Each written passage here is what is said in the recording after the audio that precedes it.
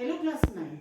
As you know that half-yearly exams are approaching, so we have to cover the course, and in this video I am explaining chapter 6 and chapter 7. In chapter 6 is about the problems on simultaneous linear equations. You have already done the linear equation in the previous exercise, that is chapter 5, and now I am explaining the question of chapter 6. These are problem sums. Try to understand. And in this chapter, you have to read the question carefully 2-3 times. Then only you will be framing the equation, and then you will solve the questions easily. Now see the first question over here. The sum of two numbers is 50 and their difference is 16. Find the numbers. Two numbers are there. So we'll take, let the two numbers be x and y. According to the question, the sum of these two numbers is 50. That is x plus y equals to 50. Right, children?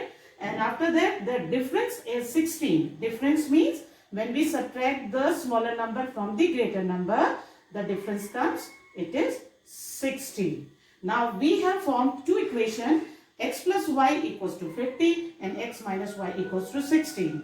And in the previous exercise, I told you how to solve the simultaneous equation. I taught you three methods. The first one was elimination method, second was substitution method, and the third one was cross multiplication method. You can apply any of these three methods to solve this question.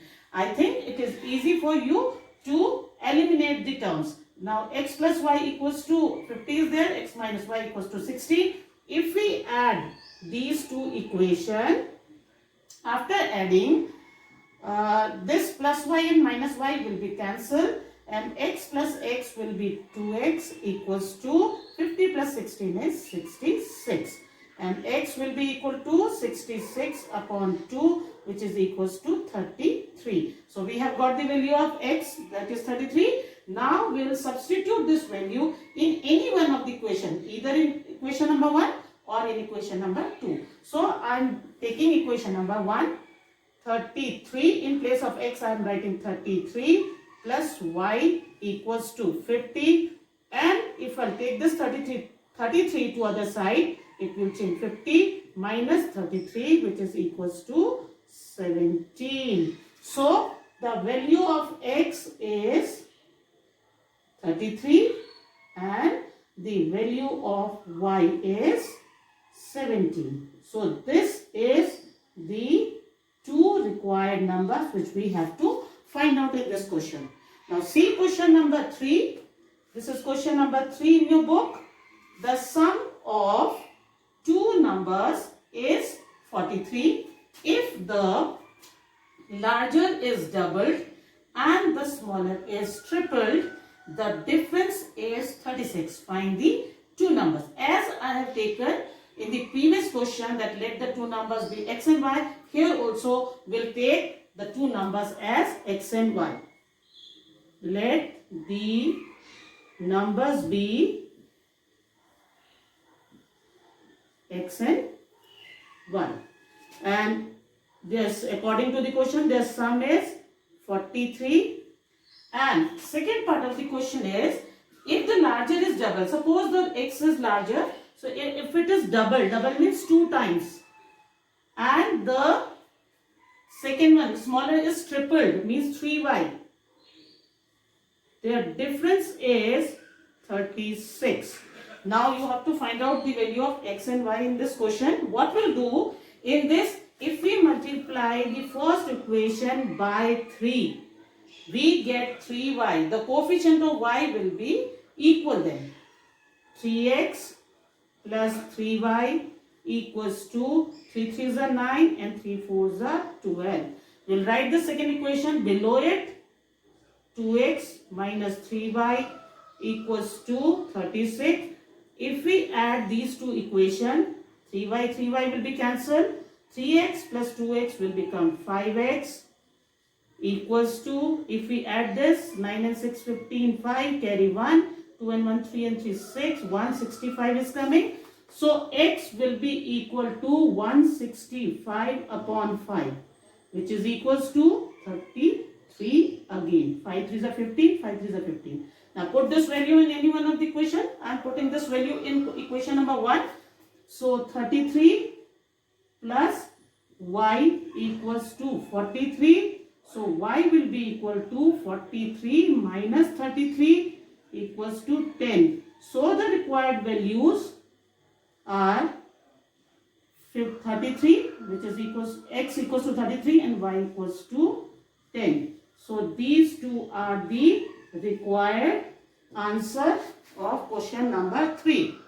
Now see question number 10. In this question, it is given that if 1 is added to the numerator of a fraction, it becomes 1 upon 5, and if 1 is taken from the denominator, it becomes 1 upon 7. Find the fraction. So in this question, I have taken let the fraction be x upon y. Now according to the first statement, if 1 is added to the numerator is x. So if 1 is added to the numerator x plus 1 upon y, it becomes 1 upon 5. And then in second statement, it is written that 1 is taken from the denominator. So y minus 1, y is the denominator. So x upon y minus 1 equals to 1 upon 7. So if we cross multiply this, we get 5 into x is 5x plus 5 into 1 is 5, and this y will be multiplied with 1, and this y will come to this side. Now I have taken this y to this side, and it will change into minus 5, and this plus 5 is taken to other side. Now 5x minus y has become one equation. And from the second one, x upon y minus 1, if we cross multiply, we get 7x equals to y minus 1. And if we bring this y to this side, it will change into minus y equals to minus 1 is already here. So this is our first equation, and this is our second equation. Now if we have seen that minus y and minus y is given in both the equations. So if we subtract, they will be cancelled. So I have done the first equation over here and second equation over here and subtracted. And as you know, when we subtract the terms, we have to change the sign. So this 7 is not having any sign. It means plus sign is there, and it will change into minus. This minus sign will change into plus. This minus will change into plus. And here this minus y plus y will be cancelled. And 7 minus 5 is minus 2x equals to minus 5 plus 1 is 4. Minus minus will be cancelled, and x will be equal to 4 upon 2. And if we divide 4 by 2, we get 2. So the value of x is 2. Now you can put the value of x in any one of the equation, either in the first equation or in the second equation. I have put this value in equation number 1. 5 into 2 minus y equals to minus 5. So minus y equals to minus 5. 5 to the 10. When it is taken to other side, it will change to minus 10. So minus 5 and minus 10 is minus 15. This minus minus will be cancelled, and the value of y is 15. So the required fraction is 2 upon 15, because the value of x is 2 and the value of y is 15. Now I am explaining next chapter, that is chapter 7, and which is quadratic equation.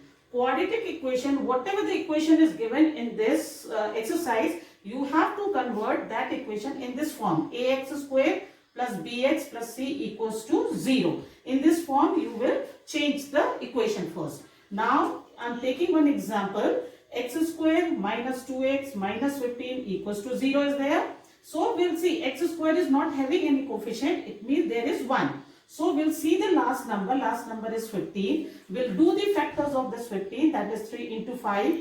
And we have to arrange this 3 and 5 in such a manner that if we add or subtract, we should get this middle term, that is 2. So we'll split this 2 in 5. We know that 5 minus 3 equals to 2. So I have split this minus 2 is x into minus 5x and plus 3x, because minus 5x plus 3x equals to minus 2. So x squared minus 5x plus 3x minus 15 equals to 0. Now we have got 4 terms over here.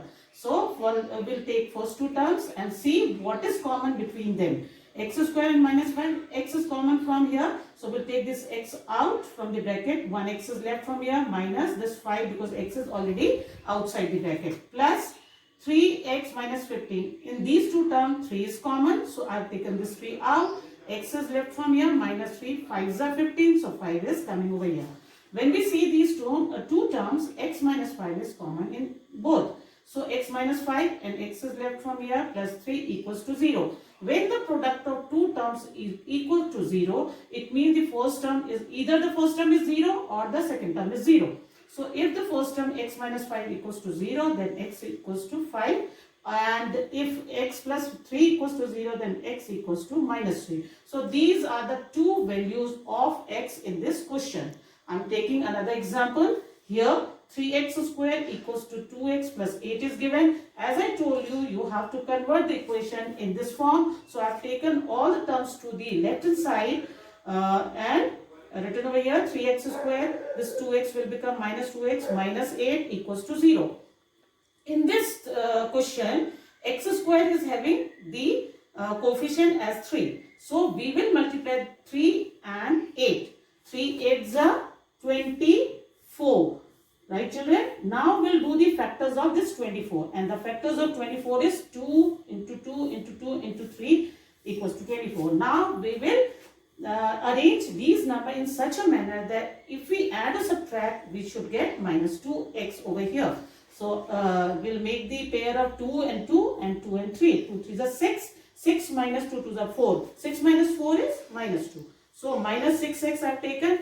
Always take whatever the sign is here, you have to take that sign with the greater number. Like minus 2x is there. So we'll take this minus sign with the greater number, that is 6.